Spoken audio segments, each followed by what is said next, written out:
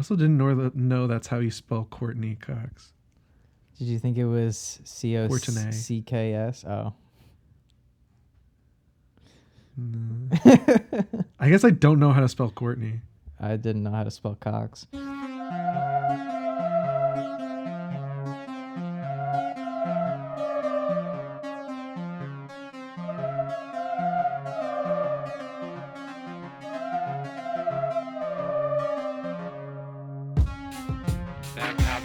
Get you, Barbara.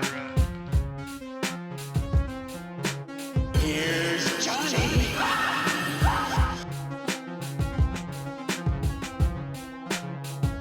Like scary. Hello, everybody, and welcome to Scared Speechless. What's your favorite scary movie? Showgirls. Absolutely frightening. I'm Jake, and this is Aaron, and we try to find the words to describe our favorite and least favorite horror films. Aaron, that we do. How are you doing today? Not so bad, man. Not too bad. I can't. I'm good. I'm also pretty good. I'm having a good hair day. Looking sharp, feeling sharp. Excited to be talking about Scream. We're talking about Act 2. I'm so excited. Scream I can't 2, wait to baby. see how that shows up on the audio. 1997. Just one year. Also my birth year. It came out the year I was born. Yeah. Kind of damn, crazy. you're old. No, I know. I'm just as old as Scream 2. I'm just kidding. I'm sorry. No, it's okay. I'm an old bitch. But yeah, dude, 1997, 1 year after Scream 1 comes out, like massive successful movie. Everybody seemed to fucking love it, did well at the box office, and somehow they fucking in less than a year's time the next one, man. Pumped out the next fucking movie, which is kind of fucking crazy. I got a little bit of backstory about that. If you want to, I guess, go into the backdrop of this movie, let the people know what it's about, and then we can crack the book open, as the kids say. Do kids say that? I was just gonna say, probably. I was just to say that, like, I freaking think they rocked this movie. Like, just forward, I'd like to say that. So, yes, Scream 2 came out in 1997, rated R. It runs for 2 hours. And welcome to Scared Speechless. And What's it is your favorite rated scary 6.3 out of 10 on IMDb. It is directed by Wes Craven. It is written by Kevin Williamson. And it stars Nev Campbell, Courtney Cox, David Arquette, and Sarah Michelle Gellar. Interesting. And Jada Pinkett Smith. Sarah Michelle and Jada Pinkett and Mike Epps. Yeah. in an interesting opening scene, which and Liev Schreiber comes back. Liev fucking Schreiber. So when we were recording the first episode, and I had mentioned this to Aaron afterwards, I was like, I had to like try and not mention that Liev Schreiber does come back, because it's such a like, like you don't expect the guy who got framed for Sydney's mom's murder in the first film to be show back up for this movie. Yeah, that was honestly wild. That caught me by surprise. And it was welcome though. He has an awesome voice. Awesome voice. He's also like really tall. Like he's got like a very good screen presence, I'd say, with his height, voice, just mannerisms, just very good. Glad they brought him back. Like you said, just a cool touch. Like the fact that Scream 1, 96, and before Liev Schreiber was anything big, and they were able to like capture him for like, again, like we said in the first episode, like a 7 to 10 second shot, and then bring him back is just cool. Nice little touch. But yeah, Scream 2, like we said, came out 1 year after the first one. Massive success. They were able to, like you said, pump it out, and for what it's worth, pumping out a sequel within a year's time and it not being a complete and utter piece of shit and not being a mess of a movie is actually really, really impressive in my opinion. Like, they were able to pump out the screenplay. And the thing that I wanted to mention is that supposedly when the original script was sold to... I forget who made the movie. The Weinsteins, unfortunately. What company were they a Oh, part of? damn. Was that Lionsgate? Oh, I can't remember. Uh, Regardless, whatever company not the sure. Weinsteins were a part of. And essentially, when he sold the script, he had an outline for a second and third Scream movie. Not like an actual script with, scenes and everything, but sort of a rough outline. And so I guess he at least has somewhat of an idea. And I guess, like, they are in high school in the first film, so college is a logical step. But here's Right. already where my issues Yeah. start to lie with this movie. Okay. Getting all of the main character, like, were you aware that the first movie took place in California? I don't think so. Yeah, so it takes place in Southern California. This movie takes place SoCal. at a college in fucking Ohio. And I'm supposed to believe that Really? Sydney and Randy both got into that school, went there, and that also Dewey just shows up, and also Gail is also there. Oh my god. That okay. So, All like, right. You did get me there. already Um, you're that's a starting little off hard to weird. defend. Little strange, little strange. Um, Sure. I don't want to. I'm not going to completely shit on this movie. I do like this movie, so we could talk about some positive things. But right off the bat, you're already like throwing me a little bit of a curveball that I just don't buy all of them being there at that time. The reasons are a little BS, but Yeah. one thing I really do like, and I want to talk about, continuing the trend of these movies being extremely meta and self-aware and kind of parodying and poking fun at the horror genre and slasher specifically, is this movie not only makes fun of sequels several times, however, it also has a movie within a movie. So this takes place, I believe, 2 years after the events of the first film, and the film opens up at the premiere of Stab, which is the movie based on the book, The Woodsboro Murders, that is written by Gale Weathers, Courtney Cox's character from the first film, and is now being turned into a movie, which you see clips and scenes from this fake movie inside of Scream 2. And I don't know how you feel about that, what your thoughts were in that regard, but I love that addition. No, I have to agree. I just like no, I like a lot of this movie and like how they kind of like kind of stepped it up from the Interesting that last time. Sarah Michelle, Jada Pink, and Especially Mike with like Epps the characters, how they're all different characters and in you in like an have different interesting opening motives scene, and which then like you introduce Lee like the fucking mystery of like Schreiber. who could the killer So be. And I think this watch was exciting for me because I again, this is the first time I've watched this movie. Like so it's like for the podcast. Um so me, I actually have like a shitload of notes. And some of them are like my predictions for who it's going to be. And I okay, feel like you would enjoy it. I don't I know would if you love to want to hear go through this. that now or Dude, okay. let's dig into that, So because it'll make it easier, because then we'll be able to talk about who the killers are and stuff like that. so chronologically let's see.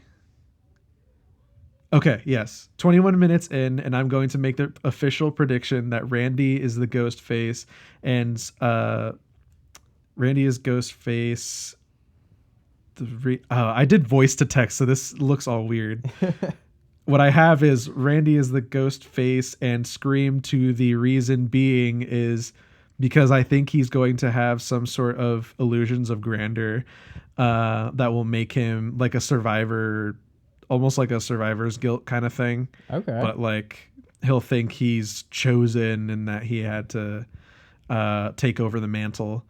So yeah, so that will make him think that he ended up being like the chosen one or whatever to take over the mantle of Ghostface and the sequel and all that. That's what I have written down. Then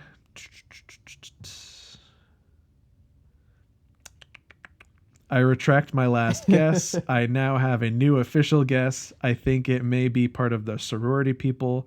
It's hard to say exactly why, but I think they're going to incorporate the female voice in movies and whatnot because earlier in the scene everybody was like discussing the movies. There's like a scene where they're in like film class, and Sarah Michelle Gellar is one of the students in that. I should probably get her name so I don't have to say Sarah Michelle Gellar every time. Casey? Yeah. Okay. Because so she was in the classroom. Part of the, to interject quick, it's part of the running theme of the movie is that the first couple of deaths, their names link to characters who died chronologically in the first Scream. Yeah. They mentioned that real quick. Yeah. So she was like part of like this discussion in the class, and they were like discussing like the violence in movies and whether or not it's making people violent and stuff like that. And so I thought that was that was like a side note that I just thought that was interesting. That scene. But yeah, no. And she was just like speaking, and then it seemed like the guys kind of like took over. So I'm like, maybe there's going to be like, if they're kind of putting that message in the movie, maybe that's going to be what happens at like the end, like the the sorority people are also into like film. That's what I was predicting. Okay. And like they just didn't lead that on, and then they were like ones who were like obsessed and stuff like that. And that's where I thought that was gonna go. It's just a cute little idea. And then so I said everyone was discussing the movies and stuff like that. Okay. Sarah didn't really get much of her voice like out there, and the guys took over. And then Okay. I did put this in. Gail feels too obvious for me because there's no reason for her movie to be free to attend, because that wasn't that the thing at the beginning, was that it was like a free free screening, like screening, free advanced screening. Yeah. That's kind of nuts. That's a lot of money you're kind of throwing out there, I think. Okay, that's an interesting angle. And then she's also like free advanced screening. Yeah. Like I thought the thing was going to be hang on. So Gail feels too obvious because there's no reason for her movie to be free to attend. Not only that, but to have so many promotional items that make the mask way too accessible seems so fishy. So that's what I put in there. I thought maybe it was going to be that her shit wasn't like the book and like the movie and everything.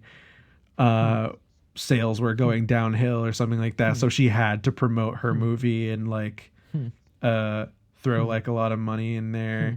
And then she wanted to like stir up the ghost face again. So she was going to do that. And I thought she was going to work with the cameraman. Later on, I thought she was going to work with the cameraman. But that was rather brief. Joel. Those two. Yeah. Joel the cameraman. He's a good, sensible guy. He knows the smartest man in any horror movie. Yeah, no, he's like, it's like not even like, it's not this like exceptional idea. It's just exceptional to the characters in a horror movie. Like he's just like, I'm getting the fuck out of here. Yeah. And then, he doesn't.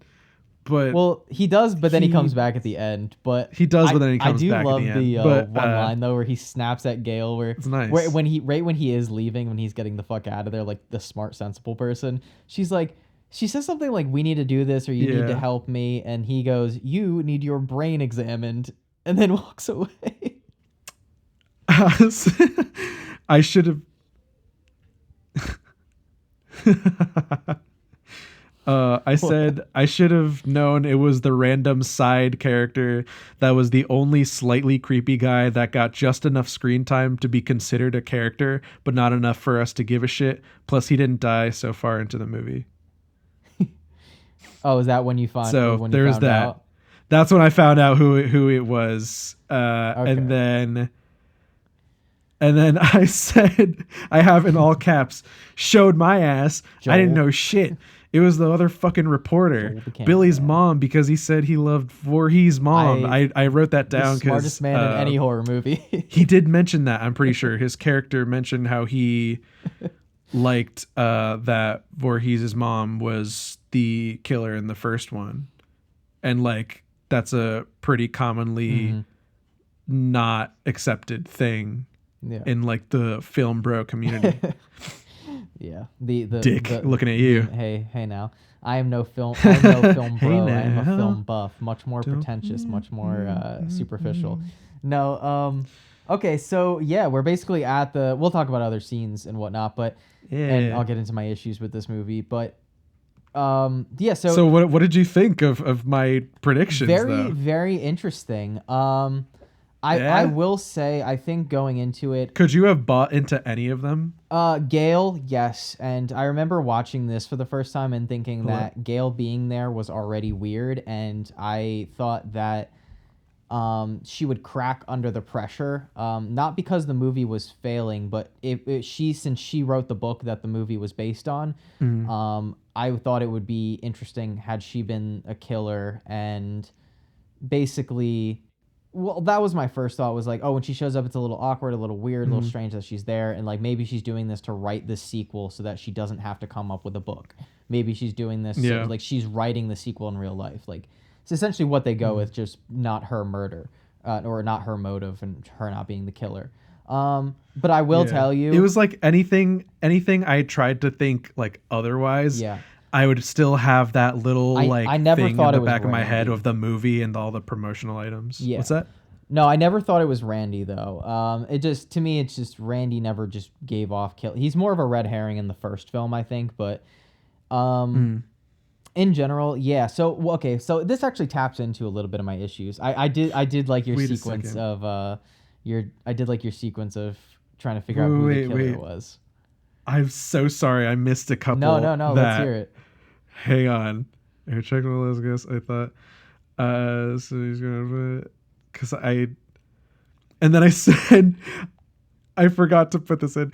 It was right after I had, shit. It was right after I had said, that I retracted my last guess, that my official guess was the sorority people. Yeah. And then I said, nah, it's Randy. And then I said, well, and then that was when like Randy got like stabbed or no, he got like fucking demolished. He got in the most wrecked. brutal way. And I was like, so it's definitely not Randy. Never mind. Were you shocked to see Randy go? Because I remember the first time watching it and not thinking it was Randy, but I was like, oh, I wonder if they're just gonna keep Randy alive throughout these movies, and then he just fucking gets killed about like an hour into the movie, I think, and it's just like he gets rocked, oh, man. they just killed Randy. Fuck. Okay, stakes officially risen. That's when I thought it was like Yeah. Gale and the cameraman, because that's when he like left. Ooh. And then right then he got the call, and I was like, "Oh, is it Gale and the cameraman?" Dude, that's actually interesting. That I had considered that thought process. Like he does leave the movie, which would be like an interesting. Damn, I never thought of the cameraman, but that's actually like a really logical guess. But you know why I never thought it was the cameraman? Because of the stuff before no, that. I think, and this is an issue I have he with didn't this get movie. hired until later. Right from watching it as a young teenager, the killers in this movie are so fucking obvious. I don't mean that in a slight, like, just because, like, you didn't guess it correctly. To me, and maybe it's because I have seen this so many times, but I remember watching it for the first time. So it ends up being, I don't know if we officially said it, we mentioned it, but it ends up being Mickey, who is the friend of Sydney's boyfriend, Derek. And the character's fake name is Debbie Salt. She's apparently a reporter who's a fan of Gale. And she actually ends up being Mrs. Loomis, Billy's mother, you know, the killer from the first film, Sydney's boyfriend in that one. Yeah. Yada, yada. But, okay, so first off, like you mentioned, the discussion scene, the sequel, they not only have a discussion about, in that film class scene, about violence in films and art imitating life, but they also mention, they have a whole discussion after that about sequels, and Randy consistently saying that, you know, sequels are by definition inferior films, and Mickey, it makes the most obvious case for, oh no, sequels have surpassed the original many times, like there's many great sequels, as he himself is trying to make the sequel. Oh. Not only that, but he's also Oh, shit, that's he's true. also always carrying around a camera. So there already is like the added like Was he? yeah, he's always carrying around a fucking camera. Like right when they see Gale arrive and they're shit, making the you're announcement, right. he always has a camera. So there's that. They also say in the movie when he can't get picked up, when Sid's like, "Oh, why are you here, Derek? Isn't it Mickey's turn to pick me up?" And he's like, "Yeah, we swapped. Mickey had to edit. What would he be editing other than the fucking movie that he's making?" And also, he is just so in your like in the same sort of way to Billy and Stu in the first film, but he's just so he's cartoonish. And it's also a problem I have because I do feel like in the last act of the movie after the reveal that he's trying too hard to do like a Matt Lillard impression. Like he out of nowhere gets like really goofy and cartoonish and like over the top, and it doesn't He does get a little animated. I do dramatic.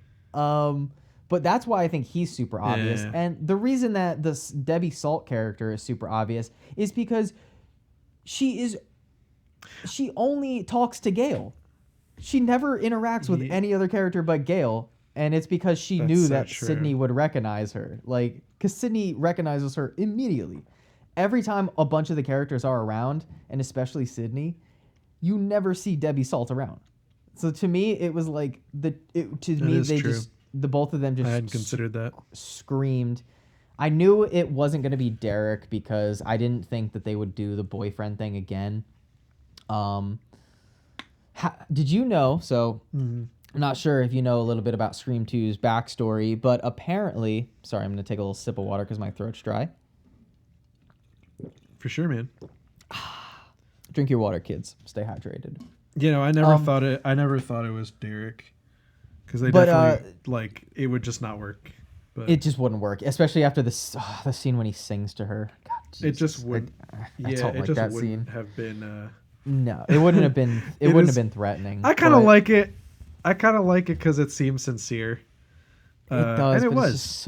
It's just so goofy and cringy. It's just. It like, is. It camp. is goofy. If But, you love camp, yeah, and I think that's the thing good is for you. this I one like camp. definitely leans more into camp, and the first one definitely had humor but never felt super campy. At least I never read it that way, and still to this day I take it a little bit more seriously than I do part 2. But yeah, so and like I said, like the two characters to me, they're just super obvious in all of their interactions, the way they talk about them. That's not to say that the reveal is horrible. I do like the twist that it is Mrs. Loomis. I think that's kind of cool because, like you said, the series literally Yeah. we were talking about it in the first Scream episode, and how one of the questions that they ask Drew Barrymore's character in the opening kill is, "Oh, who's the killer in the first Friday the 13th?" And she says like, "Oh, it's Jason, it's Jason." And then they're like, "No, it's actually Jason's mom." And you're like, "Oh shit." yeah. So bringing that back was remember cool. that. Again, it's just poking fun at horror films. I like the inclusion of I said her name is Casey. Her real name is Casey, but she goes by Cece. But Sarah Michelle Gellar in the film, that's a nice little touch, especially because she's Yes, she's because in she's in another horror film, another Scooby-Doo Scooby-Doo alumnus. another Scooby-Doo alum, but also had her part in horror films. She was in I Know What You Did Last Summer, which was also written by Kevin Williamson, who wrote. Yeah, she was in Scream. The Grudge that we. Oh, never mind. No, we did not do The Grudge. We were gonna do The Grudge, and then that was one of our mini hiatuses. Yeah. But yeah, we'll get to that at some point. But no, yeah, there's a Good lot. ass movie. There's a lot to like about this movie. I don't want to make it sound like I hate it, but I just get a little disappointed with the killer reveal. Not that the final, climax showdown isn't exhilarating. I think there's a lot of good moments. I love. We talked and gushed over Sidney Prescott and Nev Campbell as her in the first episode, but she brings it even harder in this one. The one thing I really love is when she's getting interrogated and intimidated by Mickey after he reveals himself. He's talking about Billy Loomis, and she's like, she gets real serious and gets this like look in her eyes like a fierce tiger, and she's like, you want to know the thing about? She's like, you know what you forgot about, or you want to know the thing about Billy Loomis? And he goes, "What?" Mm-hmm. And she goes, "I fucking killed him." And it's such a good badass line delivery. Holy shit. And she's so cool. And again, she Yeah, fights again. Like, she kicks ass in this movie. Yeah, she And does. again, She definitely smart. kicks ass, You man. brought up in the first episode how she's so quick at thinking on her feet, and she does it again in this. Like, when she's after she, because we didn't mention it, but Debbie Salt basically kills Mickey. Mrs. Loomis kills Mickey because she basically just used him as a pawn to kill Sydney's friends, make her pay, and then also to get her into this situation so she could kill her. Basically just straight up revenge plot, but she manipulates. I don't like Mickey as a killer. I'm gonna throw that out there. Me and Aaron had talked about. I think that's Me and Aaron talked about this at the end that's fine. of when we're done doing Scream 6. We're going to each rank the Scream movies in order from our least favorite to favorites. We're also going to do that with all of the killers in the films.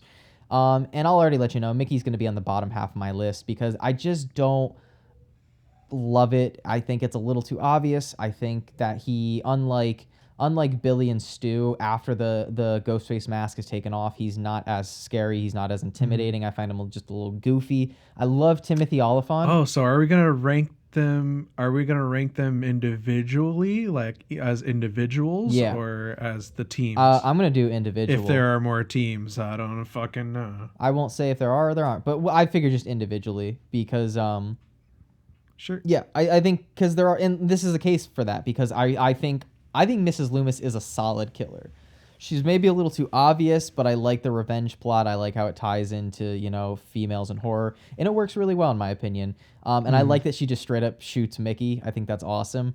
But what I love too is later on when she's got the gun pointed at Sydney, and again thinking quick on her feet, and she goes, "Isn't Mickey supposed to be dead?" And for that brief second when Mrs. Loomis turns around, she takes the opportunity to strike and get away for a brief so second. fucking cool. And using her knowledge of the theater remember department and the The little stage. trickery. Yeah, like very smart, very quick on her feet, very good at like defending herself. Again, Neve Campbell. And oh my God, I gotta mention it again. She's just so beautiful. I love her haircut in this movie.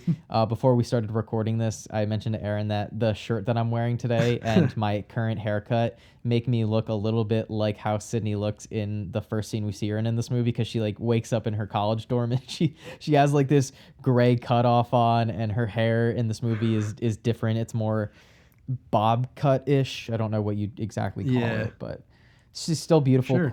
Courtney Cox again, Bobbed. beautiful. I like Gail's character arc I like in the this movie. streaks in Gail's hair. I like that I Dewey did too comments for on a the while, streaks. but I did think, I did think that. Well, that was my first thought. Was like, I did when she think that shows up, she it's a little fucking did awkward, it. a little. So like, I wasn't entirely sure if that was an arc or if she still was fucking with him That's fair. for a little bit there. That's fair. Because I was like, because as we said before, Yeah. like in the last one, like we didn't really see a time where she seemed to actually care about Dewey. Yeah. They just kiss. Or like noticed. They just they ended up kissing, but they're back and they seemed to have had some sort of relationship until like the book came out and he was upset about it. Yeah, because she wrote mean shit that, about like, him. how she described. No, listen, man, I'm not defending Gail whatsoever. I think it was a shit thing to do. It's just so funny. It's he fucking calls her wild. out on it too. Like he owns her ass, man. He's like, Oh yeah, dude. she's. He's not afraid to say his piece. I love too that he like remembers the page number of when she shit talked him too. Like he brings up the page number Oh, that's gotta hurt, man. twice, 2 different pages. That's gotta be rough. Yeah. Yeah. Damn. I mean, continuing the trend that as much as I like Courtney Cox and Gail, Gail's a bitch, man. And I do though. I do like. Well, yeah. So I wasn't sure if it was real or not. I guess at this point, I don't know if it worked for you the same way because you were still on the maybe she's the killer train. But right when Joel quits, That's when I like her character arc, where she's like, I just want to catch this fucker, and she says it so seriously. And Dewey's like, what is this? Just another like Gale Weathers performance? And she's like, no, like, where are the cameras? They're not around. I want to catch this person. And I really like that moment for her. It shows a good turn in her overall development. You thought that. I did not. You thought think she was that. manipulating Dewey? Yes, dude. Hang on. Because the one thing that happened, right, was that the guy, Liev Schreiber. Yes. He was released from jail, and then he was like there with Gale, and he was talking about her 15 minutes of fame, or he wanted his 15 minutes of fame and like stuff, so he had to go on a thing with like Sydney, and Sydney was refusing for obvious reasons. Also, she gets fucking bitch slapped again.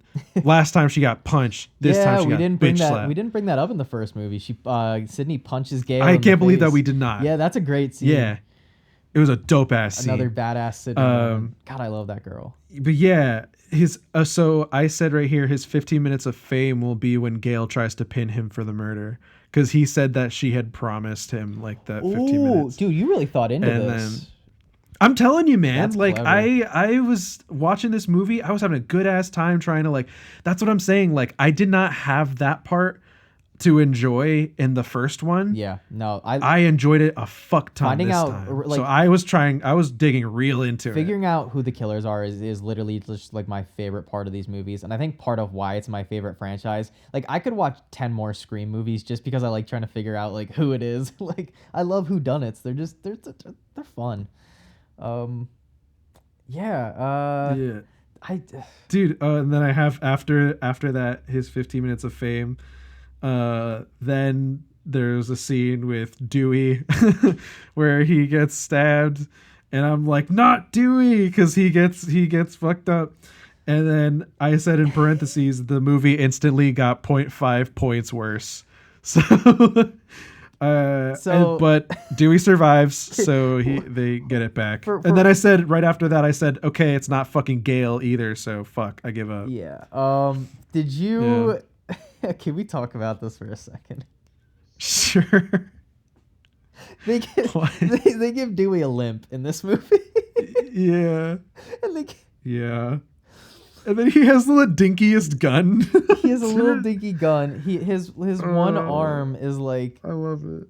He has like he claims to have what is it called? Like severed nerves from getting stabbed in the back, which causes he said his it was hands to be all, I don't know, stiff and whatnot. Sorry if I just bumped my mic. And he limps for all of this movie. But so like there's like one scene where, and this is where it also became completely obvious to me that it was Mickey. But basically Gale and Dewey are investigating again, and they go to the film room in the college campus, and they're watching the footage of people getting killed. Like they're watching, they see, Randy's death. They see Marie, what the fuck's her name? Will Smith's wife, Jada Pinkett Smith. You see her and Mike Epps. You see them at the beginning, and right there also, it's just like, oh, I wonder if it's the guy who had the camera the whole time, and they said was editing earlier. Just took they throw too much. It's okay because it like when you're trying to figure it out and it's tough. Like if you get locked on the idea that it's Gale, you start to like not think that it's somebody else. Yeah. So like that's the thing about when you're playing the guessing game is if you get locked into one idea of, oh, it's this person or this person, it's harder to figure out. This is actually the only Scream movie where I called who the killers were. Completely, because when I first watched the first Scream, I was able to get Stu because I was like, it's Stu. It's so easily Stu. But I didn't get Billy because I was like, oh, are they gonna do the boyfriend thing? It's a little, I've seen that done before, and they went with it, and it works. It works very well. And again, I like Mrs. Loomis in this movie. I also I want to note, I love, again, because I don't love the character, but I love Timothy Olyphant and how hard he's trying. But when which one was it? Huh? Which one was he? The killer, Timothy Oliphant. He's Mickey. It's a young Timothy Oliphant who's Who's in okay. The Mandalorian. I didn't know his name. He's also in. Was he really? Yeah. He's the guy who has Boba Fett's armor at first. The Western sheriff. Oh dude. shit! I forget his name. Wow. Yeah, it's a good character in that show. But yeah, so it's when they reveal Billy's mom as the second killer, and Mickey Rourke looks up to the ceiling and shouts, "Billy's mom!" And it's so funny. And every time he does that, I just hear it in. Every time I hear the word Billy's mom, I just hear it in his voice because he yells it at like the top of his lungs, like he's a goddamn cartoon character. Oh, I also just because they're on Friends together, I like the little dig that Courtney Cox has when, Yeah. so Gail's being like really aggressive remember as that. always, and they're like, oh no, because Randy's like, when did she start smoking? And they're like, right after the nude pictures of her leaked online, and she's like, hey, that wasn't me. That was just my face. It was Jennifer Aniston's body. And I thought that was like a funny little kind of clever Friends joke. Yeah. implanted. I remember that one. I'm remembering one piece of like evidence that I like tried to think back on when I was That's fair. That's fair. which one? When Randy's on the phone with the killer, which we didn't really get to talk about in the first episode on the first movie, but I love the Ghostface voice. And one of my issues again with this movie is I don't think the Ghostface calls are as memorable as the first movie. Like I remember every single Ghostface call in that first one, and this one, despite how many times I've seen it, none really stand out. And the one that does stand out is the courtyard scene when Gail, Dewey, and Randy are running around trying to find the killer who they're on the phone with. But they're in a massive courtyard, so obviously it's impossible to find. And dude, once he fucking Dewey like tackles a guy, takes his phone, and Oh my god, do we fucking like, do you remember Call of Duty Black Ops 2? yes, I do. You know how you fucking dolphin dive? Yeah, That's exactly, he fucking dolphin dived and like took that guy down because he like he was like up he like jumps over a on like wall a or patio. some shit. Yeah, Yeah, he jumps up. He's like on like a patio and he jumps over the wall, and he's at like head level to this guy and takes him out. I was so, oh my god, I had to pause. I was laughing so fucking much. this at that one. movie is funny. It is sometimes to a fault. Yeah. But yeah, when Randy's on the phone with Ghostface, who is 100%, I know I said in the last episode there's YouTube videos that cover who killed who. So fun fact about this one, a lot of the kills in this movie are presumed to be done by Mickey. Some has gone as far as to say the only kill that Mrs. Loomis actually does as Ghostface is Randy, which she confesses to. What's that? When so Mrs. Loomis, it's assumed through like people using context clues. Sorry, and, you're cutting out. trying to. Oh, sorry. Can you hear me now? Yeah. Okay. Yeah. There's some YouTube videos that, like I said in the last episode, cover like who killed who when it comes to killers and stuff. But what I love is it's pretty much confirmed in this movie that at least one that we know for a fact is that Mrs. Loomis killed Randy, because she says it. She confirms it in the climax with Sydney, where she starts talking shit on. Again, I love the line delivery. Because she says something disparaging about Billy, like that he's psychotic, and Mrs. Loomis goes, "Is that a disparaging remark about my Billy?" And she goes, and Sydney goes, "No, Yeah. Billy was a wonderful boy. You did a bang up job." it's so I remember good. that. I thought that was funny. But yeah, she says in that, hey, watch what you say about my Billy boy or whatever. Randy said some stuff about him, and then I got a little knife happy. So she basically confirms there that she was the one in the van who kills Randy, which makes a lot of sense because, I would find it a little hard to believe that an elderly woman could take, like, not that Randy's like jacked or anything, but a young guy in his 20s should be able to overpower an older woman. But she catches him by surprise and like immediately stabs him in the van. And like we said, like, you don't see a lot of it. I guess but so. You do see the aftermath, and that motherfucker. I thought you is were just calling cut Randy a up. bitch. Like, he is Like he could sliced get and taken diced. out lickety split by any like older lady.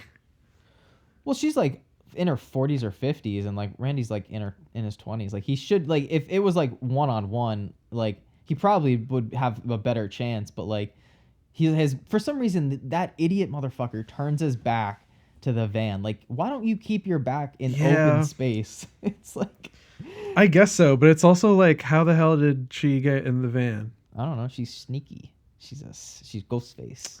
She's a. Like, Oh, you know what scene I love? Actually, can I talk about a scene that I hate first? I hate the opening scene. Sure. I hate the opening scene of this movie. really? I think the theater scene I'm is so okay stupid. with it. I hate it I'm so much.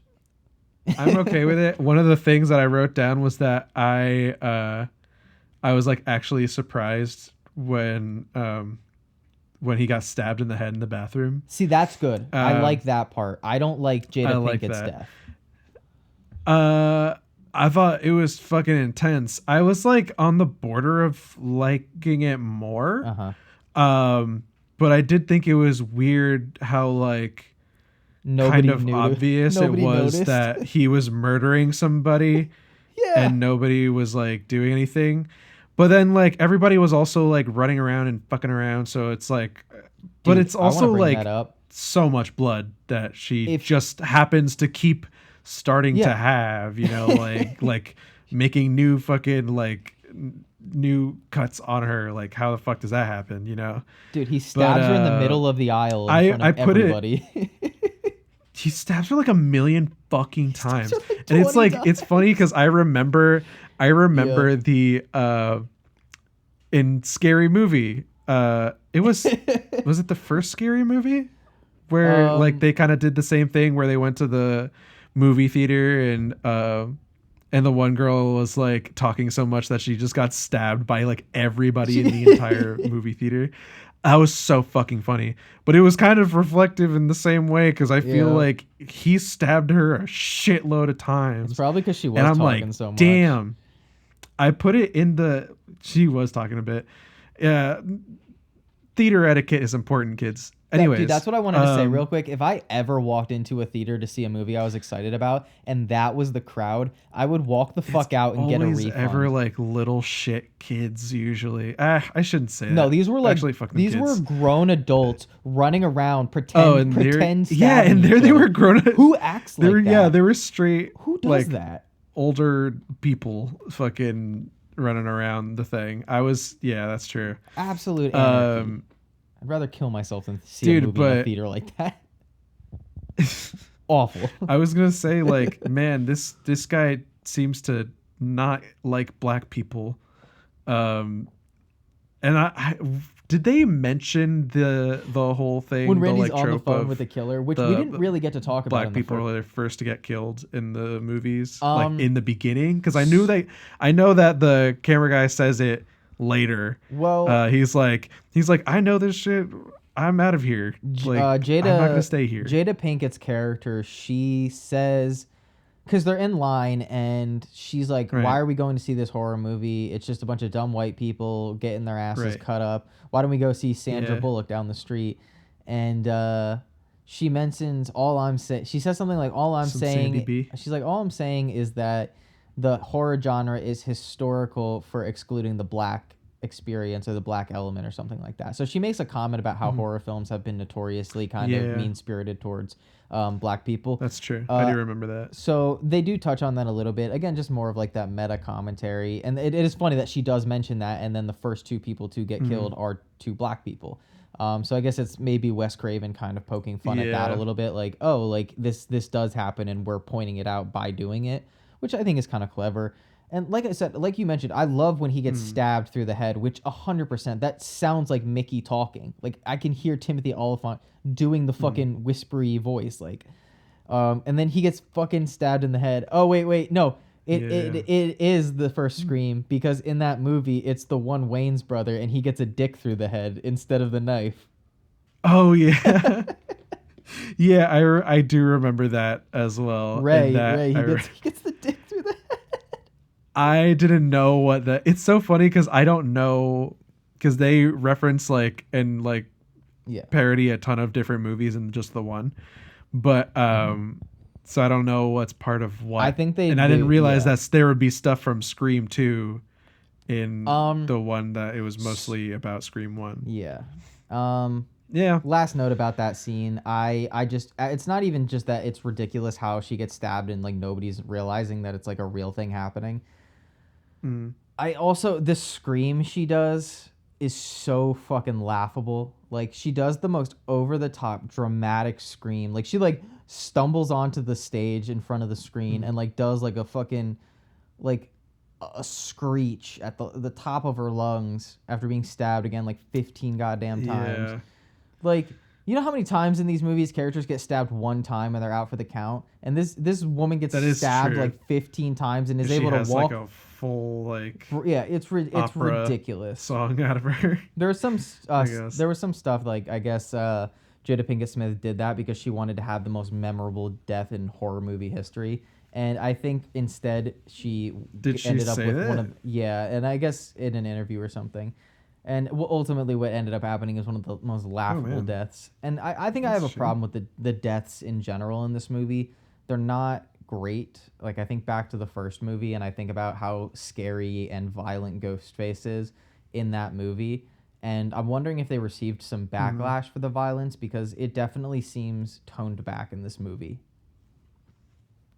Not sure if you felt that or experienced that too, but every time I watch it, I'm like, it's so much less scary and intense and violent as the first one. Yeah. Guess so. Last note about that scene. I just it's not even just that it's we're in ridiculous how she mostly gets open stabbed and like nobody's spaces this realizing time that it's like a around. real No, thing I feel happening. like there's a little bit more I also the of a scream she does. claustrophobic feeling. Ooh, that's a good point. I never really thought about in that. the last movie. Do you like? Yeah, do because you, it's like it takes mostly ooh, in the that's a home good in point. the I never last really. bit. Then like in the school, even in the school is smaller. Yeah. It's not like the open college campus that they have there, and that they're standing out in the one scene. They're standing outside, and that was like the kind of thing that I thought was interesting. Was like you're outside, you're like looking around. It's like, how are you guys still gonna get killed? And then they do. Yeah. That I thought was interesting. But do you like the, the college setting, probably. or were you a fan of the college setting? Oh yeah, it's fine for me. I think any setting has the opportunity to be like an awesome setting if executed well. Like I think my favorite thing, and I know I'm pretty sure I've already brought it up on a previous episode, but like Dawn of the Dead that we had watched and the mall setting. like enjoyed very much. Yeah. The mall setting is a legendary setting. Yeah. And I think it's the way that they utilize that setting that made it especially interesting, because it didn't have to be that interesting. There's not like the mall setting could have been just as effective as it was in Paul Blart Mall Cop, although in that context it wouldn't have been like as fucking scary. So I don't know, like that movie gave me or nightmares. like Doomish. Did it really? Yeah, for how fucking bad it was. Anyways, I fucking love it. So shut how up. about Paul Blart 2? Electric Boogaloo? Scream 2. Did you know that this movie almost wasn't called that, Scream 2? It was. I think there was the one alternate title was Scream Louder, which is bad. I think there was another one that was called Scream Again, which is not as bad, but those were the two that I remember. But I think there was another one. But I'm fine with just Scream 2. I think that's pretty terrible though. Keep it simple. Scream. Just the title Scream 2. Scream Again, man. What if it was like Scream 2, but it was like spelled like TOO? No, I probably would hate that. Scream as well. Scream once more. But yeah, that's again just overall like I don't find Ghostface as scary in this movie, and that's not to say that there's not good scenes of suspense. Like I think two of note are probably my favorite sequence in the movie is when Gale is getting chased through like the film office, and there's like the glass that has the sound, like it's soundproof, which adds some good moments of tension. And that, if you're speaking to like claustrophobia in the first film, That scene is one where I think it does get kind of close to that first film, where it is very suspenseful. It's very well directed. Again, like we mentioned in the first one, good cinematography. It's some decent amount of longer takes. It's not like choppily edited or anything. So good music, good suspense, and everything. And the second one that I really think, and a lot of people's favorite scene in the movie, is basically Sydney and her roommate Hallie, who we really haven't talked much about, but she has a roommate Hallie who. Her and Yep. Sydney are being brought by the 2 security guards who are assigned to Sydney, and they're being brought to a quote-unquote safe place. And Ghostface attacks them, which I wanted to bring up because the one security guard, after he gets attacked, he's outside of the car. Ghostface gets in the front seat, again, Mickey, most likely. And the cop is like all fucked up, and he's like, "Hey, you get out of the car." And then he just fucking ran over. But Ghostface is driving them. That was rough. Ghostface is driving them. The car crashes. The one cop gets impaled by like a rod, which is a pretty good kill. It just sucks it's not like Ghostface really related. I guess Ghostface adjacent. Gross. But the car crashes. The dude gets like a fucking iron rod through his goddamn I'd say head. That's his kill. Loosely. It's not like he stabbed him or choked him or anything. It was more like an adjacent. It was like a kill by proxy. What the fuck was that? Sure. But no, it's after. No, I just dropped my phone and it smacked and it totally clipped the audio. Oh, it's okay. It's okay. We'll keep it in for the giggles. But right after it, and it's a lot of people's favorite scene in the movie is when the car crashes and Ghostface is unconscious, and because of the way that the vehicle is designed, it's kind of like a cop car-esque. So Sydney and Hallie have to crawl through the front seat, crawl over unconscious Ghostface to exit the car. Yep. And not immediately grab the gun from the cop. Or make sure he's dead, or pull off his mask to see who he is, or do any of the logical things that you should do in that. That's another thing that really bothers me. Yeah. That really, really got me. I'm like, if he's knocked out, you just like honking the horn is probably not going to wake him up. Actually, I don't know. At least find out who he is. Like, at least then you know who to look out for. Yeah. Because like I don't think it's gonna wake him up if you take the mask off. That's hear me out. If they would have just gotten out of the car and fucking split, okay, cool. But then Sidley's like, no, I have to see who he is. So you give him the time to wake up, and then you want to go look to see who he is, not when you're initially there and you know he's knocked out. Like, come on. Yeah, you gotta have him in your line of sight, man. Ridiculous. And then right after that, somehow Ghostface teleports. He is not in the car. Somehow gets around behind them and kills Hallie by stabbing her 1 time on screen and like 6 times off screen, because you hear like 6 stab wounds and just repeatedly just plunging, and then she's all fucked up and Sydney runs off. But I don't know how you felt about those 2 scenes, but if I was to think about like actually good effective Ghostface scenes, those 2 would be it. I should say, I mean, I think overall I really enjoyed this movie. I thought this rocked pretty well. You are raising some pretty fine points, though. Sorry, I didn't mean to knock the movie down in your eyes. Oh no! I mean, it's like I'll be honest with you and the audience. I did say beforehand, I'm like, man, you're gonna have to convince me this isn't a 10 out of 10, because man, I'm thinking this is a 10 out of 10. Then you like gave me all this shit that honestly made me think, that is a little stinky. Like just a little bit. It's not much. Yeah. Well, I'll defend you. Let you off the hook a little but bit. I do greatly enjoy a lot of this movie, and as do I. It's very fun still. It still has a sense of fun to it, and I like that. Oh gosh, yeah. They still were able to bring a lot of that vibe into this one, and they had like, I just really enjoyed the characters a lot. Well, that we got to see, I like the most of the newer ones. Yeah, I like the returning. Yeah. I don't love the newer characters, and that's what I wanted to address, because I find it interesting that you didn't think that Derek or Hallie were ever the killers, because I don't know if you know this, and I don't know if some of the listeners know this. The Scream 2 script was leaked before the movie came out online. Oh. And in the original script, this is how it ended. Basically, the similar ending ends up in the theater, but the killers are revealed to be Derek and Hallie. the boyfriend, and her roommate. And the same thing would happen where Cotton shows up to save the day, but would end up killing Derek, killing Hallie, and then and then him and Sid fight to the death, and ends up with Sid killing Cotton. That's how the original ended.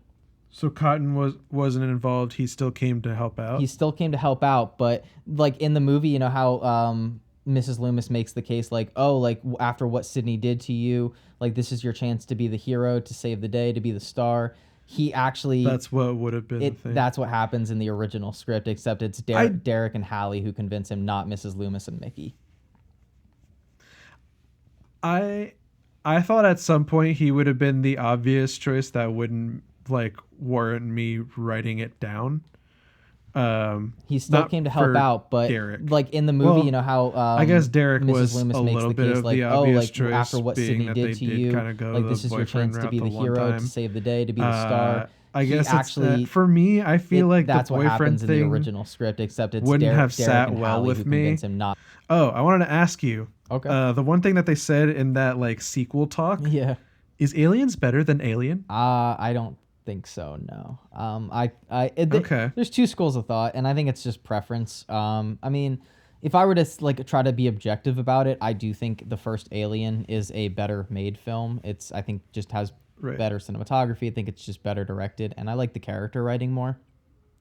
But basically, if you like sci-fi horror more, you're probably going to enjoy the first Alien. And if you like sci-fi action more, you're probably going to enjoy Aliens more. So those are usually the two kind of thoughts, like depending on just what you want out of a movie. Some days I'm in the mood to watch Aliens. Some days I am in the mood to watch Aliens.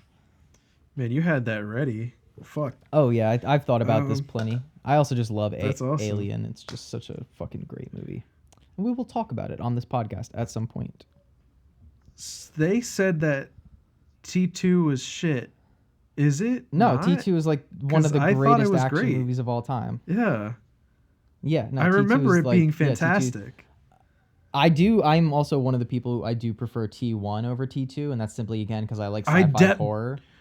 I don't, dude. I don't. No, that's I fair. prefer Most- T2 over T1. Most people do. Most people think 2 is the I and was again, so yeah. 2 is probably the I'll be objective again. I think 2 is the better directed movie, but this time I think I just prefer 1. I like the sci-fi horror element of the first movie. I like in the first movie how there's a sense of hopelessness because it's one machine versus man, whereas in the second one it feels like they have spoilers for T2, but it feels like they have a little bit more of a chance because they have their own Terminator protecting them. Even if it's like a lesser Right. model, it takes a little bit of the suspense out of it for me. But I still love it. T2 is one of the best action movies of all time. I'll watch it any day of the week. Catch it if it's on TV at any point and keep watching. But yeah, It's fucked. yeah, I love that whole sequel discussion. I think that's such a great bit of dialogue. The horror genre was destroyed by sequels, yay or nay? Yay. I think a lot of horror sequels really. I'd say nay. I think a vast majority of them fail, and I think there's too many of them. And I'd like to see more original horror films rather than endless sequels. Especially at this point, like I don't need a 14th Halloween movie. I don't need like a 12th Friday the 13th movie. I don't need that fucking prequel series that's coming to Peacock about Jason when he was a kid at summer camp. I don't need any. I just make new things. That's my school of thought on that. I don't think it's destroyed by it. It's like I wouldn't have a horror podcast if I hated horror and thought it was completely destroyed. I just think it does muddy the water a little bit and it gives horror a little bit of a bad name because people do think of endless bad sequels. That's my answer to that. I think nay. That's my I think answer to almost that. the opposite. I think what's interesting about That's my answer to these like movies about like the horror genre in general is like I don't think people see the horror genre or like any other genre the same way as the horror genre. I think it's its own like unique kind of community that like through all these like shit sequels and stuff like that, you still have these like kind of iconic characters that harbor all these like cult followings, and it's like it has such like a community for these like outlandish and like shitty movies, and then it also like with all these like shitty like sequels and whatever it like that like builds upon these like iconic figures in horror media. Like I also think that gives the opportunity for their own like horror creative people to express their unique ideas, and for it to be for it to even feel refreshing for a lot of other people, you know, like it's I think it'll always give like other viewers perspective on what other movies like look like. So I like that. that's what I No, think. I like that school of thought. Yeah. And like as much as I can sit here and complain about endless horror sequels, it's not like I don't Yeah. have fun with like bad horror films. I think of any Right. like the only type of bad movie I don't like is a bad comedy, because a bad comedy is just not funny.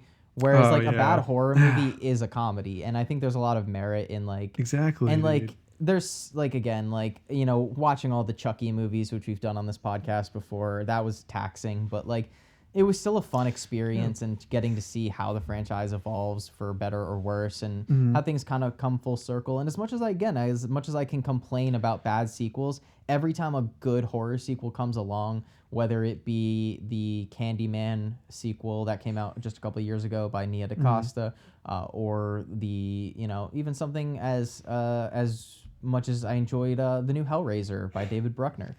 Like every time a good Yeah, sequel dude. comes along, it does kind of wake me up a little bit out of my angry, pessimistic state where it's like, oh, all horror sequels are going to be bad and suck, and it's like, oh no, they can still do refreshing new things with that premise and with that property and iconic character, like you said.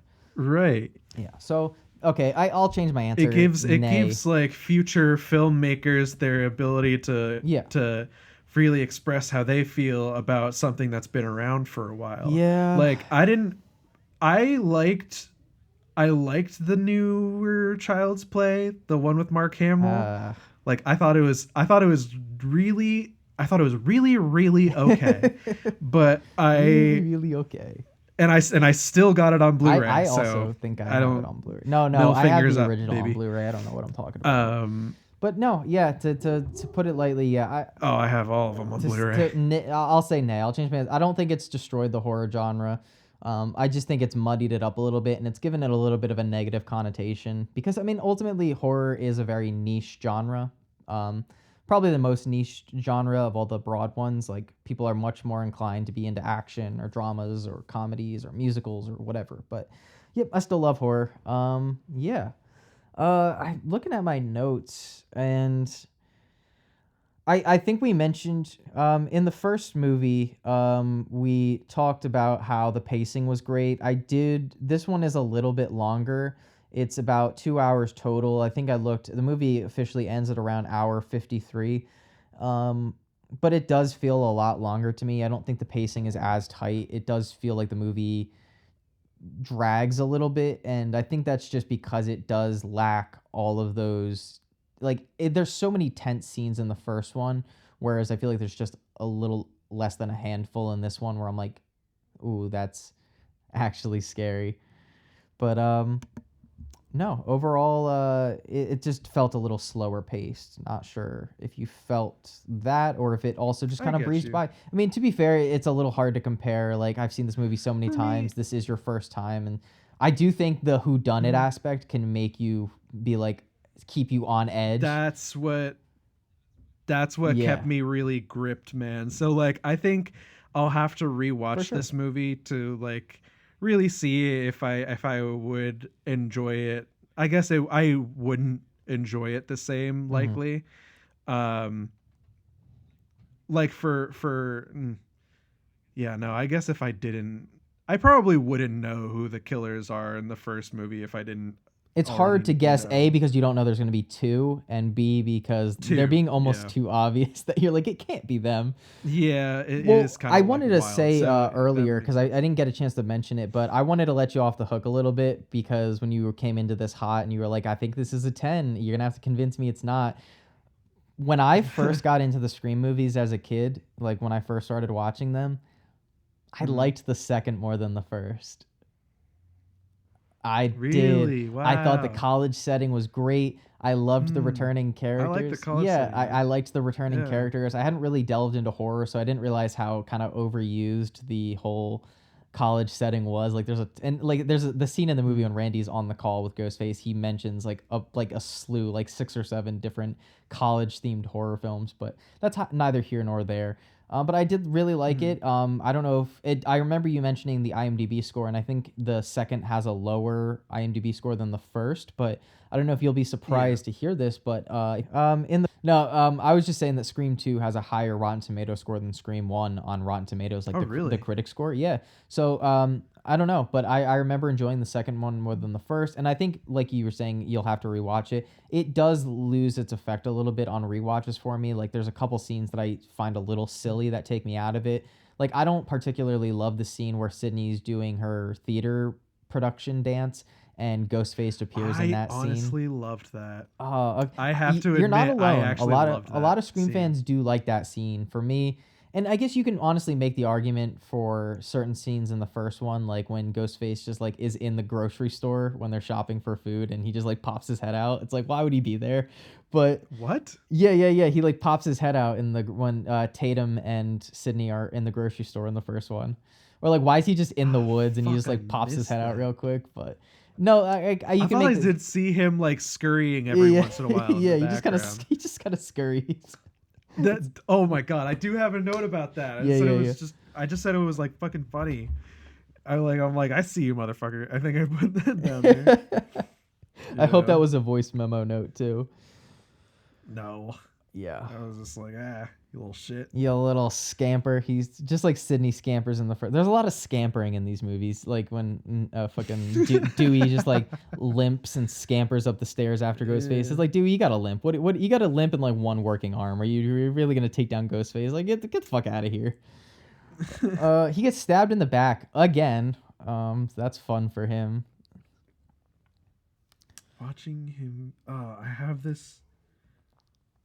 Watching him come in is just as hilarious as it is in Scary Movie. What the fuck did I mean by that? Because he just kind of pops out. It's like he's so goofy. But I love it. Yes, it was. Yes, it was about that. It was about the like Ghostface like scampering around. That's what it was. I'm pretty sure. Sarah Michelle Gellar. I like there was this one part where yeah, when he scurries in, fuck yeah, that's what I remember. He's a big and scurrier. it was awesome. No, But so like the door was open, he scurries in. yeah. And then he calls and he's like, don't forget to set the alarm. And then That's pretty good. That's a good ghost. and then she's like, like I gotta set the alarm. And then she goes and she sets the alarm, and then I'm like, well, set it off. Cause then the police will come now. For real. Like Her death's right? brutal. She gets like thrown fucking yeah, no, and I'm just like wishing that Daphne could have fucking come up with the plan to get the police come in. I was like it doesn't matter because this guy is fucking crazy and you had the door open and don't have the door open. No, it's So absolutely set the alarm off Absolutely and then run ridiculous. away or hide. just get the fuck out of God. there. You're on a college get the fuck you're outta at a there. college campus. Run the fuck out of it. Like Go down to the fucking the courtyard or some dribble Yeah. throw some hoops and tennis. GTFO. GTFO. Get fucking leave. Play some guitar in the courtyard. You're right. She deserved to die, Aaron. I agree with you. What? That's what you're I saying. do that. No. I imagine. No, I don't Jokes do that. aside. I But yeah, I don't know. I don't know if I have too much left to say about this movie. There's parts that I do enjoy. What's up? I said that they doubled up on killing big names, which I don't know. And then I put in parentheses if Sarah is big at this time, because I know She had been in her, Buffy and I by like her that point, stuff. right? Or was Buffy That's a after? No, it was Buffy was Was that early 2000s? Early 2000s, Okay. right? I don't think it was 90. Well, even if you don't count her, people are gonna get mad at this part. Jada Pinkett Smith and Mike Epps were definitely bigger names at that time. So I guess opening up the No, movie. never mind. It's 1997, so Oh, they so same probably year. had just started. Same year as Buffy. Yeah. That's crazy. Imagine being like. So I oh, guess not enough for them to have seen her in Buffy. True. I don't So think. kind of up and coming. But yeah, she's great in the movie. Obviously, Yeah. Scooby Doo fame. She's Awesome. awesome. Also to see the Scooby Doo alum Super dope. show up in this. But Okay. yeah. Oh, also, What's up? Did you think Empire Strikes Back was planned, right? I had thought that I remember reading that George Lucas had the trilogy loosely planned out beforehand, but I'm not. Yeah. Even if he did have it planned out, it doesn't matter because it's still a sequel. So whether it's planned or not does not Sure. matter. So that argument falls flat. Sorry. That's what I was gonna say. Is like it's still technically a sequel. Yeah, He's like, like- oh, it's not a sequel. And I'm like, what does that mean? Yes, it is. Also, I'd like to point out in that to the scene thing. that Randy is a dumbass because when the other film student quotes And then aliens, I said, if so, it doesn't discredit how much better a movie it is. no, it doesn't at all. But the other film student, he says the quote from Aliens where he goes, "Oh, get away from her, you bitch." And then Randy goes, "Actually, the line is stay away from her, you bitch." Randy is wrong. Mm-hmm. The line is get away from her, you bitch. Randy's supposed to be like the big film buff, film nerd, and I understand it's a class full of film kids, but that should not be a line that Yeah. Randy gets wrong. That's like an iconic line from that movie. Damn. Yeah, I don't know. Maybe Also, they had to have him like fail in that area to maybe. I don't know. You Why? never know. Why? Also, why does Randy start doing a British accent when he starts talking to Sydney? I thought it was insane. I thought it was insane for a second. I thought I heard it. I didn't want to rewind because I thought it was stupid to rewind for that. I was just like, why did he do that? Yeah. Holy shit! I feel so validated right now. I'm glad I can help. I'm glad I could totally assist. forgot about that. I don't think I even put that in my notes, but I think I like heard that and I was like, maybe I'm just weird. Like maybe I just heard that wrong. Yeah, that's like, that's one of those cases where I was telling you about.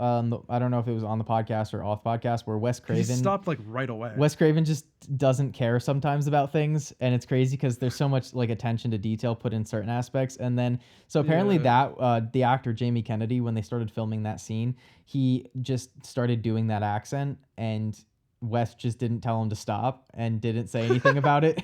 And also, the same thing happened in that scene I was just talking about. Apparently, the other actor, awesome. Said the wrong line, and Randy just went with it. Wes, do another take. Just redo the scene. Just get it right.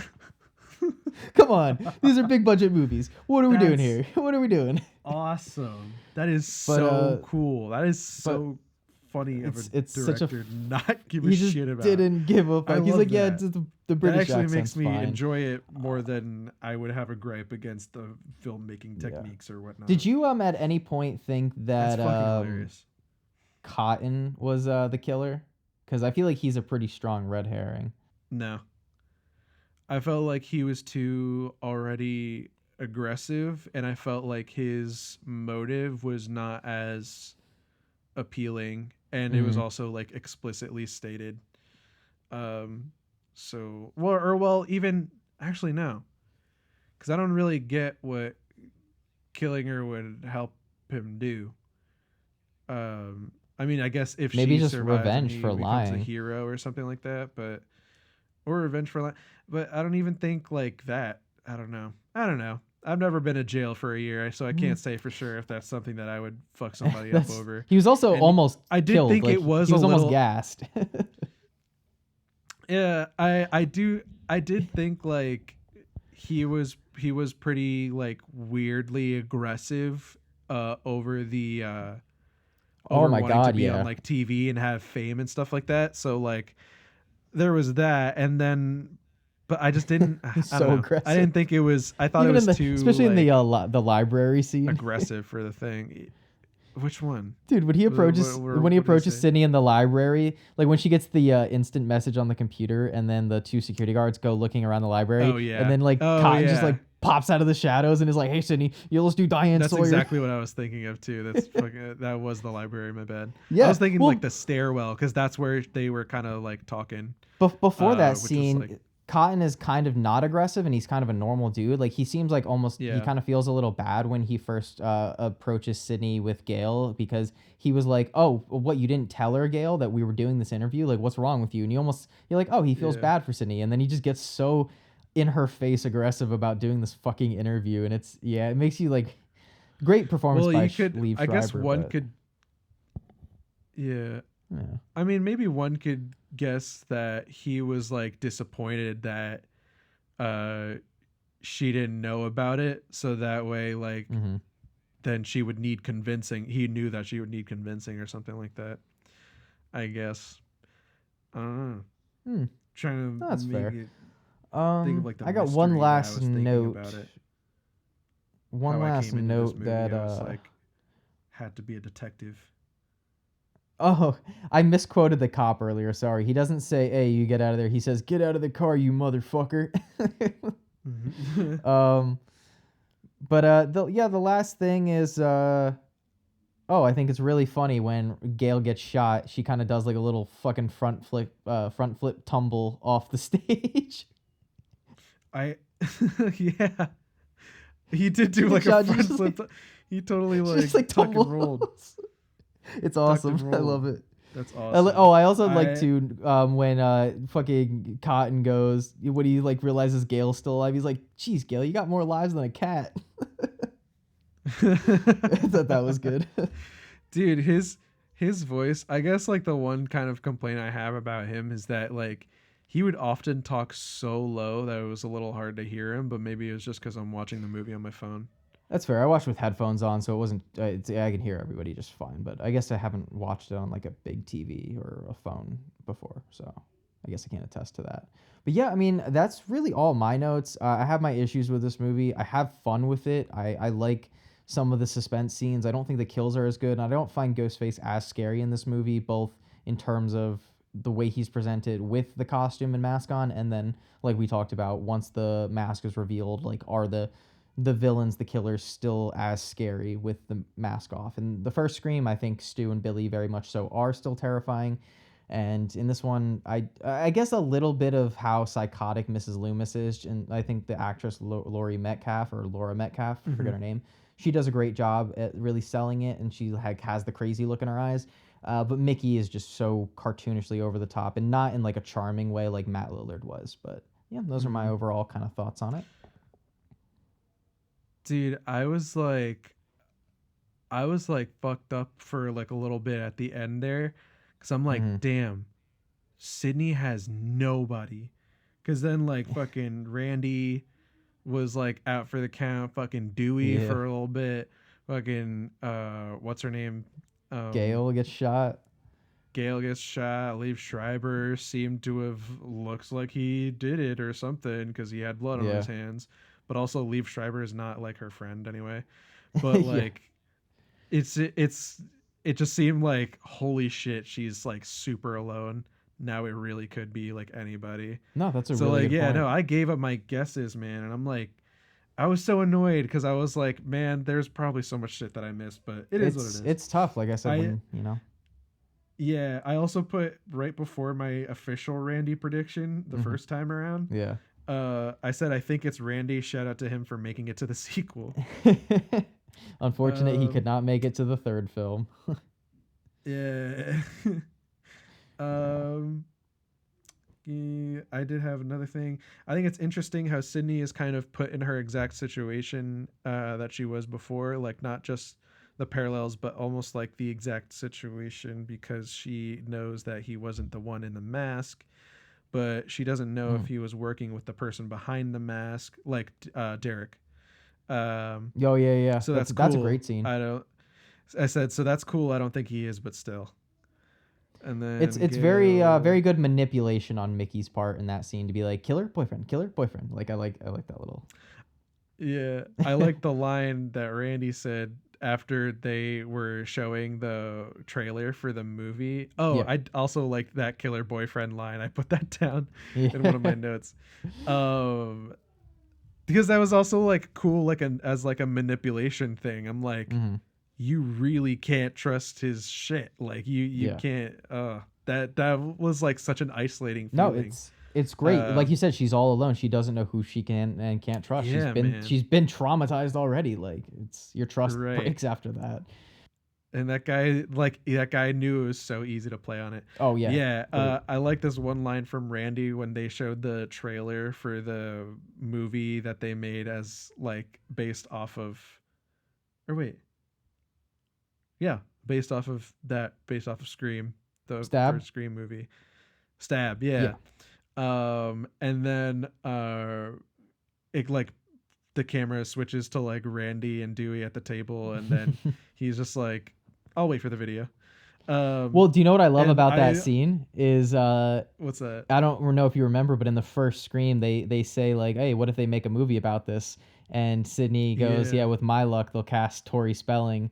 And in the scene in Stab, she's played by Tori Spelling, which I think is great. I loved that. Yeah, I love it's that. funny I didn't call that, but if you look up fuck, the I think there's like an IMDb or a catch it. casting page for Stab, like a fake one, and the cast is like it's because I think it's Luke Wilson plays Billy in the movie. David Schwimmer David Schwimmer is Dewey. plays Dewey. I fucking Yeah, loved that. that's I was awesome. like, you know what? That's not Yeah. bad. That's And not well, bad. I'll take do you that. know who directed the Stab stuff? It wasn't Wes Craven.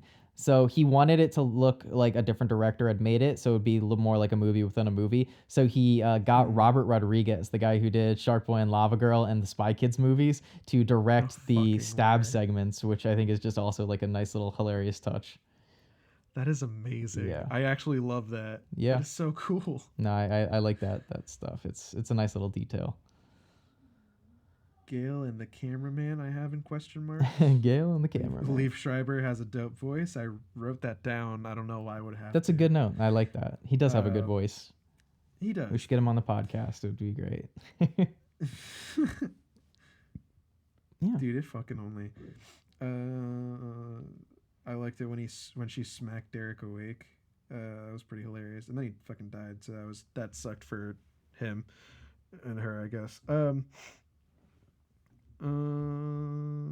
I like when he like blames the movies. I thought Mickey was an interesting killer because I kind of like that like copycat Hmm. um like desperation, because it seems so like then you like you're kind of threatened by this presence, and then you see that it's just like it's mostly peddled by insecurity and like It's like an obsession. wanting to be in like an obsession, Yeah. and it's like I don't know, I find that like a little charming. Hmm. Like it's interesting to watch, but then there's always like that person behind that person who Yeah. is like actually calling the shots. Pulling the strings and I generally like that. Yeah, it is the a fucking puppet master. as much as I don't love Um, Mickey's character, I do like the dynamic he has because it's mentioned in the movie too that the dynamic, yeah. he was a serial killer before he met Mrs. Loomis. It because she makes she says the line like, "Oh, there's only 97 active serial killers in the U.S., so finding Mickey was quite the task or whatever." So I do like their dynamic, and I do like that she is the puppet master in the same way that Billy was kind of the puppet master behind him and Stu. So that was a nice little continuation, I guess. Little apple not falling far from the tree moment. Yeah. I yeah, for sure. I think I have most of my things done. All Oh, right. here's one where I like had like a clue that I thought back on for the reporter. Mm-hmm. I think I was gonna talk about this before, and that might have been when we got interrupted. Okay. Um, I it was when she was outside and said like that she was like coming after what's her name, going after Courtney Cox, Mm-hmm. and is like trying to get the story or whatever, and then Courtney Cox goes back and like pops off at her. And I guess I should also have noted that she was the only reporter that kept going after her. Yeah, she's so But she's so she obvious. Right, but she said like, you're right, it's the wrong time. So I'm like, oh, so she's not actually a reporter, because a reporter would get that shit. Mm-hmm. So I don't know. I She's don't so know. she's And so it turns out sus. to be right, man. Oh, yeah. Um, I like that he did the last scare at the end where he jumped up and fucking they both like kept shooting at him like fucking Fucking, crazy people. It they was load awesome. his ass with bullets. Dude, it was awesome. I Great, great, loved that. great scene. And then she like did it like she fucking double tapped the mom, like Oh, it's one clear, more bullet to the head, and clear then she was headshot. like, "Yep, just in case." And I'm like, Yeah. "Fuck yes, Sydney, yes." I You're like too. awesome. She makes the deal with Cotton to give him the interview or whatever, and then as the movie's ending, they rush her after she survived or whatever, and she's like, "Talk to Cotton. He's the real hero," and just like diverting the media attention to him, giving him his moment in the Yeah. spotlight, while also getting the reporters off of her back, which is just again, I don't know. She's clever. She's a smart That's girl. a pretty big of a win-win. I Yeah. thought the final line, "It'd make a hell of a movie," was such a fun line Yeah. to have, because it sounds like in any other context it is just a shit throwaway line, but because like we know who this guy is, his motives, and then also like that this movie is very much loving and caring towards like itself, like the scary movies and stuff like that. Yeah. It's like, make a hell of a movie. Wink, wink. We love movies. We Wink, do like wink. movies. Yeah, Yeah. I like movies too, and that was my last note. and I like this movie. I don't hate it. I still have fun with it. It's not like I hate watching it or wasn't looking forward to seeing it again. It's always one that I can just pop on, and I just, while I don't think it like outdoes the original in any way, or I think it does a lot of things just not as good as the first. Overall, it's still a fun experience. It's still an interesting movie. It was very enticing the first time watching it and trying to figure out who the killers are and all that stuff. And while it does reflect on me to be quite obvious who they are and how just for a lot of reasons. For you, man. But overall, For you. yeah, I hey, was- you know, it is what it is. lost. It's all good. I'm curious to see if you can I was catch. digging through like my, I was digging through my red yarn and my cork board. Fucking. We should Tag shit the together. fucking Pepe Sylvia moment. That was just about to say. Dude, we Yeah, should do this no, for that was me fucking watching this movie. we should do this for each of the Scream movies. Just you go down make sure to take notes of who you think it is throughout the watch, and we'll bring it up. Dude, each time. I'll do it. Let's do Yeah. it. All right, shall we get into scores for this movie? Yes, absolutely. I'll go first. All right. I was originally thinking of that 10 out of 10, and not that I like thought that this was like bad, Mm-hmm. but I did realize that there was some stuff that I probably could have appreciated more if they'd have utilized it a little better. Like we were talking about earlier, the setting of the college. Mhm. I did like it. I didn't love it. I feel like they could have maybe used it a little more, or at least differently, in a way that could have been more, that could have captured more of the essence of the first movie. But overall, I really, really enjoyed it. So I'm going to give this 9 Daphnes out of 10. Still a 9. That is a score. Yeah. I am going to give this 6 Billy's moms out of 10. Billy's mom. That is, oh man, that is not as low as I thought you would go. Really? No, I enjoyed Or this at least movie. that is lower. That is lower than I thought. Oh, you'd you go, thought I rather. was I'm no. sorry. This movie used to be an 8, and then it was a 7. I was and just then, about to say. I thought you were gonna say 8. No, it's Fuck. more like a 6. I do think it drops in quality Holy a lot. Shit. All right. It's not Well, one I of my respect it. not one of my favorite Scream movies, but I do enjoy it. I did love it when I first watched it. Like I said, I thought Sure. it was better than the first when I was a youngster. But now I confidently I love the first one so much. Before and you were wise. I think the first one's just so perfect, in this one I just wish it was a little scarier, a little more intense, wasn't as goofy and cartoonish. Yeah, I get but you. I like a lot of the elements, and so I gave it a 6. Aaron gave it a 9. So yeah, that's fun. Yeah. Yeah. It's awesome, man. Well, obviously, guys, we're continuing the Scream franchise with our next episode. We're going to be talking about Scream 3, released in 2000 and originally set to be the final Scream movie. Obviously, that didn't happen. But yeah, the third film was meant to cap off the Scream trilogy, also directed by Wes Craven, and I think the only one of the original 3 not written by Kevin Williamson. So I don't think he returned. So we will see what happens next Interesting. with our main characters and where they go from here in Scream 3. And I'm also, with any excited. luck, guys, we will be bringing back my good friend Josh from he joined us over on our Halloween 3 episode that we did back in October, and I thought it would be fun to bring him back for another part 3 in a series. So hopefully we can get him back on here. Hell And yeah, I'm excited. even before we had planned on bringing it back, I remember talking to him about a year ago, and he always said that he'd have a lot of fun talking about Scream 3 because he thinks that's the most fun one to talk about of the Scream movies, because there's just a lot to break Yeah. down and talk about in Scream 3, so I'm excited for that. But in terms of this podcast, guys, you can find us anywhere you get your podcast, Spotify, Apple Podcasts, and over on YouTube. So make sure to subscribe and follow us on those different platforms. Leave a like, leave a comment, interact with us. I'd love to talk to you guys and let us know what you think about Scream 2. Do you like it as much as the first? Do you like it more? Do you like it significantly less? Let us know. I'd love to interact. You could also find us over on our social medias on Instagram at Scared Speechless, as well as over on Facebook, Scared Speechless. And also, you can find me on my personal YouTube channel at Former Film Student, where I do TV and movie related content, as well as my own personal Instagram spelled at BOOSJACOB. That's me. All right. And you can find me on Instagram that's at Vixatic. That's VIXATIC. Don't worry about what it means. I do some personal stuff like life things, and I also am working on some fun stuff that perhaps I will turn public later, Hell which yeah. will be fun. The creative stuff, Absolutely.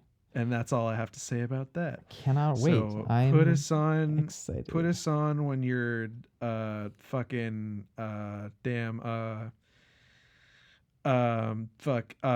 shit when you're fucking what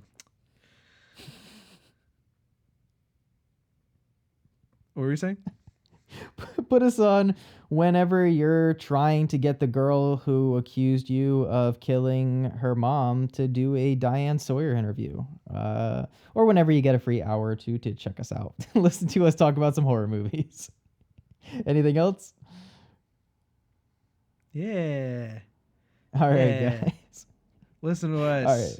Yeah, listen to us. It's fun. That's it. I'm sorry. You're good. It's hard to. It So was hard to think of aggressive a clever one for the end of this. No, I really tried. Yeah. I tried for a little bit, and then I was like, It's not worth I it. can't think of a thing. Yeah. It's okay. I All can't right, think of a guys. thing. Well, we'll see you on the next episode, Scream 3. So if you don't want to be spoiled, go check that out. And goodbye. Yeah. Goodbye.